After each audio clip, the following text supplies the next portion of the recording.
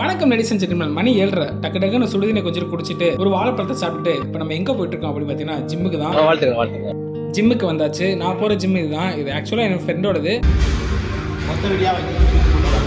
பாட்டு போட்டோன்னே அடுத்த ட்ரைஸ் தான் இன்றைக்கி எனக்கு ஒர்க் அவுட்டு. அதெல்லாம் ஒரு 7 வேரியேஷன் முடிச்சுட்டு ஒரு ஷோ ஆஃப் பண்ணி பார்த்தேன் எப்படி இருக்குது. ஓகே பரவாயில்ல, குட், நல்லா தான் வந்திருக்குன்னு சொல்லிட்டு வந்துடும். டக்குன்னு குளிச்சுட்டு சரி பர்ஃப்யூம் என்ன அடிக்கலான்னு பார்த்தேன். எனக்கு பர்ஃப்யூம்னா ரொம்பவே பிடிக்கும். சரின்னு ஒரு பர்ஃப்யூம் டிசைட் பண்ணி அடிச்சாச்சு.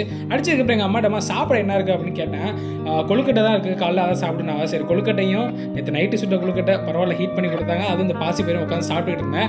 சரி சூப்பராக இருந்துச்சு சாப்பிடவே. ஏன்னா எனக்கு பூர்ண கொழுக்கட்டைனா ரொம்ப பிடிக்கும். சரின்னு சாப்பிட்டுட்டு இருந்தேன். பக்கத்து வீட்டுக்கு இருக்கிற அக்கா தம்பி என் பையனை கொண்டே ஸ்கூலில் விட்டுறா அப்படின்னு சொன்னாங்க.